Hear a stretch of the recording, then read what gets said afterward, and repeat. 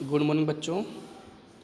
स्वागत है आपका SVGMS टोडराइसिंग की ऑनलाइन क्लासेस में मंजूर अहमद। बच्चों, आज का जो अध्याय हमारा वो अध्याय 2 है। हमारा जो किताब है सामाजिक विज्ञान संसाधन और विकास में अध्याय 2। इसमें अपन देखेंगे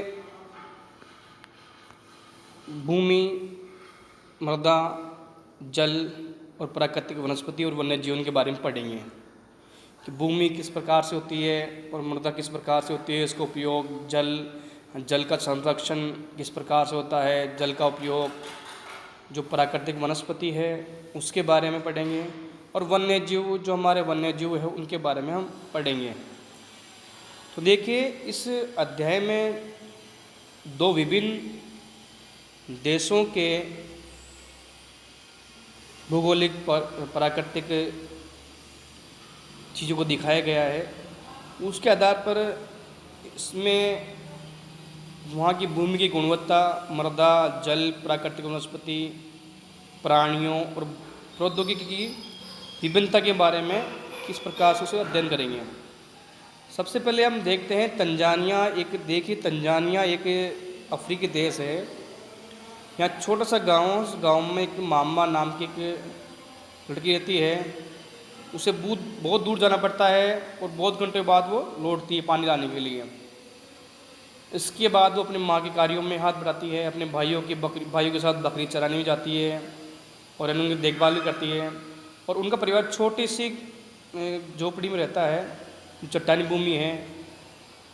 मामा के पिता कठिन परिश्रम करने के, बहुत ज़्यादा मेहनत करने के बाद भी कुछ मक्का और सेम उगा पाते हैं, क्योंकि उनकी जो भूमि है वो अलग प्रकार की, इसलिए फसल ज़्यादा नहीं हो पाती है।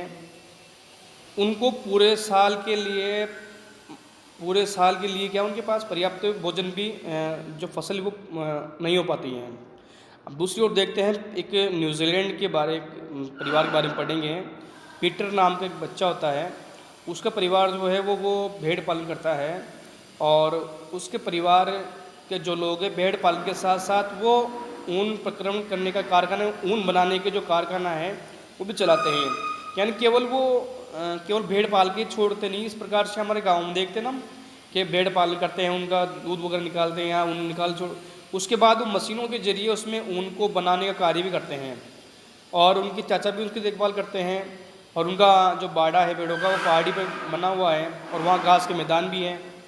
और वो क्या नई नई टेक्नोलॉजी का उपयोग करते हैं, और उसके बाद उस जैविक कृषि का भी करते हैं और सब्जियाँ भी उगाते हैं। तो एक प्रकार से देख सकते हैं अफ्रीका और न्यूजीलैंड में किस प्रकार से डिफरेंट होता है। तो वहाँ की भूमि में, वहाँ की पर्यावरण में, वहाँ की जलवायु किस प्रकार से भिन्न होती है। उनके पास घास, न्यूजीलैंड वालों के पास घास के मैदान है, जबकि उनके पास कोई घास के मैदान नहीं है। उनके पास रेगिस्तानी भूमि है, पानी की भी समस्या है और जानवर पालने की समस्या है, जबकि न्यूजीलैंड वालों के लिए कोई समस्या नहीं है। अब देखिए, इनमें जो मेन अंतर है वो अपन देख सकते हैं माम्बा और पीटर के परिवारों में जो एरिया है, स्थानों में बिल्कुल अंतर कौन कौन सा है। उनके जीवन व्यतीत करने में अंतर, पहली बात तो है। दूसरी बात है उनकी जो भूमि की गुणवत्ता उसमें अंतर है, मृदा में अंतर है, जल में विभिन्नता पाई थी, वो दूर से लेके आते हैं, उनको जल मिल जाता पास में। प्राकृतिक वनस्पति उनके पास घास वगैरह होती है, जबकि माम्बा जो अफ्रीका वहाँ घास वगैरह नहीं होती है। वन्य प्राणी भी अलग अलग प्रकार के होते हैं। प्रौद्योगिकी टेक्नोलॉजी का उपयोग भी वो अलग अलग प्रकार से करते हैं। अफ्रीका और टेक्नोलॉजी का उपयोग नहीं कर पाते हैं, या प्रौद्योगिकी का उपयोग नहीं कर पाते हैं। इस प्रकार हम देखते हैं इन स्थानों में एक दूसरे स्थान से भिन्न होने का मुख्य कारण क्या है, संसाधनों की उपलब्धता। संसाधन नहीं होने की वजह से क्या होता है कि उनमें उपलब्धता नहीं हो पाती है। ठीक है, अपन पढ़ेंगे भूमि के बारे में पढ़ते हैं। देखो, भूमि क्या होती है, जो हमारी ज़मीन होती है उससे एक प्रकार से हम उसको भूमि बोलते हैं। पर देखिए, जो भूमि है वो पूरी है, और क्षेत्रफल के आधार पर हम कह सकते हैं केवल 30% भाग में ही रहने योग्य है, बाकी पर जल है। एक प्रकार से हम देख सकते हैं, और 30% में भी सब जमीन एक जैसी नहीं है, कहीं पहाड़ है, कहीं चट्टान है, कहीं नदियाँ हैं। तो ये अलग अलग प्रकार की चीज़ें, तो पर सब चीज़ें एक जैसे नहीं हो सकती। यानी कहीं ऊबड़ खाबड़ ज़मीन है, कहीं पर स्थला करती है, कहीं पर त्रिव ढाल है, कहीं पर बहुत ज़्यादा वन है, कहीं पर बिल्कुल कुछ भी नहीं है, रेगिस्तान है। तो इस प्रकार से जनसंख्या भी वहाँ निवास करती हैं जहाँ कृषि होती हैं। तो इस प्रकार से हम देख सकते हैं कि जो नदी घाटियाँ हैं उनके एरिए में भूमि की उपलब्धता है, और सबसे ज़्यादा जो लोग निवास करते हैं कहाँ करते हैं, जहाँ पर कृषि की, क्योंकि पूर्व में कृषि सबसे महत्वपूर्ण व्यापार था या उद्योग, एक तरह से रोजगार का साधन था। अपन देखते हैं जो पुरानी इतिहास में हम जाते हैं तो सिंधु घाटी सभ्यता है, नील नदी सभ्यता है, कालीबंगा सभ्यता है, ये सब सभ्यताएं कहाँ बसी हुई हैं, ये सब नदी किनारे बसी हुई हैं, क्योंकि नदी की वजह से उनको जल की उपलब्धता, जीवन जीने के लिए जल जरूरी है, और जल उनको मिल गया तो सब कुछ मिल गया उनको।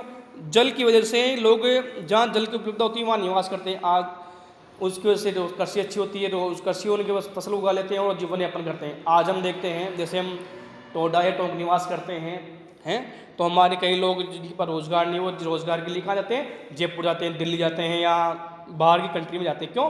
फिर जहाँ रोजगार तो आदमी वहीं निवास करता है। तो हम कई देखते हैं हमारे गाँव में कई परिवार ऐसे होंगे जो अभी गाँव छोड़ के चले गए हैं, चले गए ना, रोजगार के लिए वो चले गए।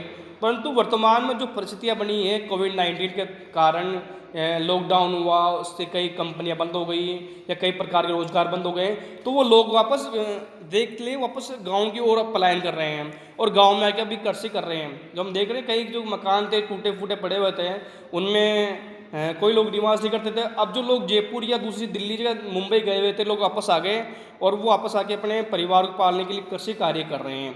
तो इसलिए अपन कह सकते हैं एक प्रकार से कि भाई जहाँ रोजगार होगा या फिर भूमि के आधार पर, जैसे मैदानी भूमि है या जहाँ पर कृषि अच्छी होती है वहाँ ज़्यादा लोग निवास करते हैं। हम देख सकते हैं रेगिस्तानी इलाकों में लोग निवास कम करते हैं। राजस्थान के जो रेगिस्तान है, जैसलमेर बाड़मेर इलाके हैं, है ना, इनमें लोग निवास कम करते हैं। जबकि अपन उत्तर प्रदेश की या देखते हैं उत्तर प्रदेश का जो मैदानी भाग है, गंगा का मैदानी क्षेत्र है, उसमें लोग ज़्यादा निवास करते हैं, क्योंकि वहाँ पर गंगा का जो दोआब का क्षेत्र है, गंगा का जो क्षेत्र है उसमें अच्छी फसल होती है, इसलिए वहाँ पर ज़्यादा लोग निवास करते हैं। अब अपन देखें भूमि का उपयोग, भूमि उपयोग किसे कहते हैं, यानी भूमि का विभिन्न कार्यों में करते हैं। कृषि के लिए करते हैं, हम खेती करने के लिए करते हैं, पौधे उगाने के लिए करते हैं, या वन उगाने के लिए, खनन के लिए करते हैं, सड़क बनाने के लिए करते हैं, और उद्योग स्थापित करने के लिए करते हैं, है ना। तो ये इससे क्या करते हैं, भूमि उपयोग कहते हैं, इसे क्या कहते हैं, भूमि उपयोग कहते हैं। अब देखिए माम्बा और पीटर यानी अफ्रीका और न्यूजीलैंड के जो दो परिवार के बारे में पढ़ रहे हैं, उनके भूमि उपयोग में विभिन्न प्रकार का अंतर है ना, अंतर है ना, उनके अंतर देख सकते हैं, एक प्रकार से बहुत अंतर है वहाँ पर। अब आपको ये काम करना है कि माम्बा और पीटर के परिवार भूमि का उपयोग किस प्रकार से करते हैं, ये भी आपका होमवर्क है, तो इसको आप नोट कर लीजिए। आपका होमवर्क क्या है, एक तो माम्बा और पीटर के परिवार भूमि का उपयोग किस प्रकार से करते हैं।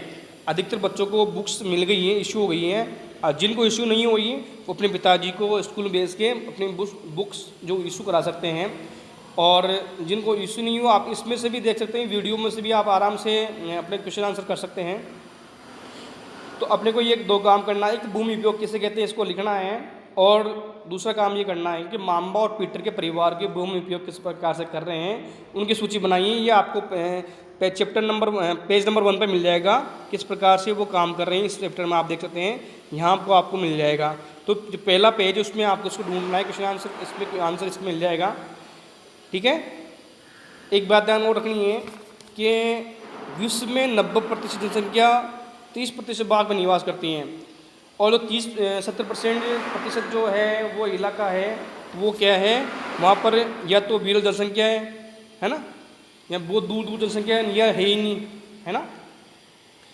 अब हम देखते हैं भूमि का उपयोग भौतिक कारकों द्वारा निर्धारित किया जाता है, जैसे स्थलाकृति किस प्रकार से होती है, वहाँ की मृदा कैसी है, जल कैसी है, जलवायु कैसी है, खनिज किस प्रकार से निकल रहे हैं, जल है या नहीं, उपलब्धता किस प्रकार से है, जल उपलब्ध किस प्रकार से हो रहा है, उसके आधार पे ही वहाँ पर जनसंख्या और प्रौद्योगिकी का उपयोग होता है। अब देखते हैं भूमि दो प्रकार की होती है स्वामित्व के आधार पर, जैसे आपका मकान है वो आपका निजी मकान होता है, एक हॉस्पिटल होता है, स्कूल होती है, वो सामुदायिक भूमि होती है। निजी भूमि जो होती है उस पर स्वामित्व निजी लोगों का होता है, जबकि सामुदायिक जो भूमि होती है उसका जैसे अपने गांव का चारागाह होता है उस पर सबका अधिकार होता है। जैसे आपका खेत है, खेत पे आपका अधिकार होगा या आपके परिवार का अधिकार होगा। इस प्रकार से भूमि का उपयोग दो प्रकार से हो गए, स्वामित्व दो प्रकार की भूमि हो गई है। एक तो सामुदायिक भूमि और एक कौन सी, निजी भूमि। अब चारा है, फलों और औषधीय बूटियों को एकत्रित करना होता है, कई प्रकार के कार्य करते हैं हम लोग। जैसे जंगल होता है, जंगल में से बहुत सारी चीज़ें अपन लेके आते हैं, गोंद वगैरह या दूसरी प्रकार से वो सामुदायिक जगह होती है उसमें एकत्रित करते हैं, तो इसको साझा संपत्ति सदन कहते हैं। जैसे ये चारा हुआ, फल हुए, नट हुए या औषधि बूटियों जो जल बूटियाँ एकत्रित करते हैं ना, उनको अपन एक प्रकार साझा संपत्ति कह सकते हैं। अब देखिए जनसंख्या और उसकी मांग से बढ़ती रहती है, जनसंख्या बढ़ती है और मांग भी बढ़ती है। जैसे हमारी पहले जनसंख्या कम थी, अब बढ़ने लग गई। जैसे हमारा गांव था, छोटा था, बड़ा हो गया, हम लोग ज़्यादा निवास करने लगे, तो निवास ज़्यादा करने लगे तो अब भूमि की डिमांड बढ़ गई। भूमि की डिमांड बढ़ गई तो मकान बनने लग गए। जो खेतों में पहले खेती करते थे वहाँ लोग मकान निवास रहने लग गए। और अब जैसे जल की मात्रा भी, उपयोग भी बढ़ गया है ना, शौचालय बन गए घरों में जगह जगह है, फल शौचालय जिसमें पानी की आवश्यकता होती है तो पानी का उपयोग भी बढ़ गया है, तो बहुत सारी चीज़ें बढ़ गई हैं। स्थान के अनुसार भूमि की गुणवत्ता में अंतर होता है। लोगों ने सामुदायिक भूमि पर व्यापारिक क्षेत्र बनाने, नगरीय क्षेत्रों में घर बनाने और ग्रामीण क्षेत्रों में भूमि उपयोग का विस्तार करने में अनाधिकृत हस्तक्षेप करना शुरू कर दिया। अब ग्रामीण क्षेत्र में लोग भूमि का विस्तार करने में भी हस्तक्षेप शुरू कर दिए हैं। आज भूमि उपयोग प्रतिरूप से व्यापक परिवर्तन आए रहे हैं समाज में हमारे। देखिए पहले देखिए चित्र नंबर 1 और 2 में कितना डिफरेंस है। पहले मकान दिख रहे थे, झोपड़ियाँ वगैरह थी, खेती हो रही थी, लोग हल से खेती कर रहे थे। अब ये जानवर से हल चलाते थे, है ना, दिख रहा है ना आपको, इस चित्र नंबर 1 में देखिए, दिख रहा है आपको, है ना, झोपड़ियाँ बनी हुई हैं, ये जानवरों का लोग उपयोग करते हैं, या ये एक व्यक्ति हल उठा के जा रहा है। अब दूसरे चित्र में देखते हैं, चित्र नंबर 2 में देखते हैं कि ट्रैक्टर का उपयोग किया जा रहा है, मकान पक्के बन गए हैं, विद्युत लाइन भी आ गई है ना, पेड़ काट दिए गए हैं, तो एक प्रकार से परिवर्तन हो रहा है। इसके बाद चित्र नंबर हम देखते हैं, चित्र नंबर कस्बों का है, जिससे बस चल रही है या लाइट लगी हुई थी, अब यहाँ बहुत परिवर्तन आ गया। चित्र नंबर 4 में देखिए, अब यहाँ बहुत बड़ी बिल्डिंगें बन गई हैं, बड़ी बड़ी बसें चल गई हैं, रोड लाइट लगी, 2 वे रोड हो गया है, आने जाने का अलग रास्ता हो गया है। और इसके बाद ये बिल्डिंग्स बन गई हैं और बहुत सारी पार्क्स बन गए हैं, बहुत सी सुविधाएँ मिल गई हैं। तो इस प्रकार से भूमि का उपयोग बदल रहा है। तो इस प्रकार हम देख सकते हैं भूमि संसाधन संरक्षण। अब इसका संरक्षण हम किस प्रकार से कर सकते हैं। बढ़ती जनसंख्या और इसकी बढ़ती मांगों के कारण वन भूमि, कृषि भूमि, योग्य भूमि को बड़े पैमाने पर विनाश हुआ है। अब जनसंख्या बढ़ रही है और लोग निवास कर रहे हैं, तो भूमि जो थी कृषि योग्य भूमि वो टुकड़ों में बट रही है। जैसे 4 भाई पहले एक व्यक्ति के नाम थी, अब उसके 4 पुत्र हो गए, तो वो भूमि 4 जगह बट गई है, तो टुकड़े में हो गई, जगह जगह कृषि करने में उनको परेशानी आती है। कई बार गाँव में विवाद भी हो जाते हैं इस बार को लेकर, भूमि को लेकर, है ना। या फिर बड़े पैमाने पर जो कृषि की भूमि से अब उद्योग लगना है या इंडस्ट्री लगनी है, तो इंडस्ट्री लगने के लिए क्या होता है, फिर उनको ज़मीन चाहिए। ज़मीन चाहिए तो फिर ज़मीन के लिए क्या करना पड़ेगा उनको ज़मीन, किसानों ज़मीन लेनी पड़ेगी, और जो कृषि योग्य भूमि है वो उद्योग में चल जाएगी, है ना। इस प्रकार से भूमि जो योग्य भूमि है कृषि योग्य, खत्म हो रही है। इससे इस जो प्राकृतिक संसाधन है उसके विनाश का दर पैदा हो गया है।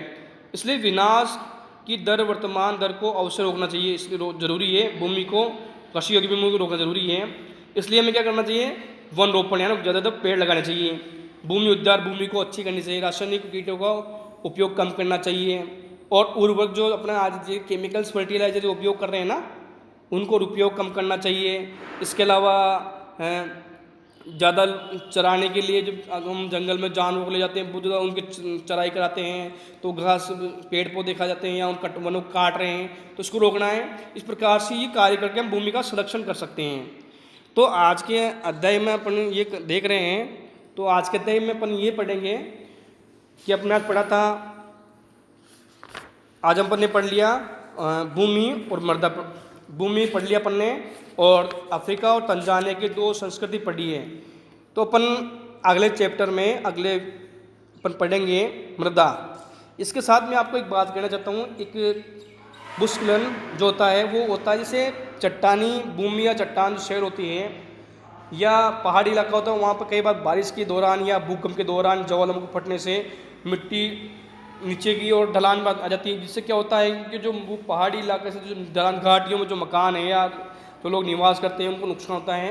कई बार जन धन की हानि होती है, हम सुनते हैं ना, कई बार हिमालय उत्तराखंड में या जम्मू कश्मीर में चट्टान गिरने से लोग रास्ता बंद हो गया, लोग इस पे गिर जाती है। तो इस प्रकार से कई प्रकार के नुकसान होते हैं। कई बार बहुत ज़्यादा बारिश होती है पहाड़ों पे, तो मिट्टी बह के उसके साथ पत्थर, बड़े बड़े पत्थर भी आते हैं, तो इस प्रकार से वो नुकसानदायक होता है भूस्खलन। अब देखिए इस अध्याय में आपको ये दो ही काम करने हैं, मैंने आपको दो दिया है। इसके अलावा मैंने एक चीज़ और आपको बता रहा हूँ आपसे,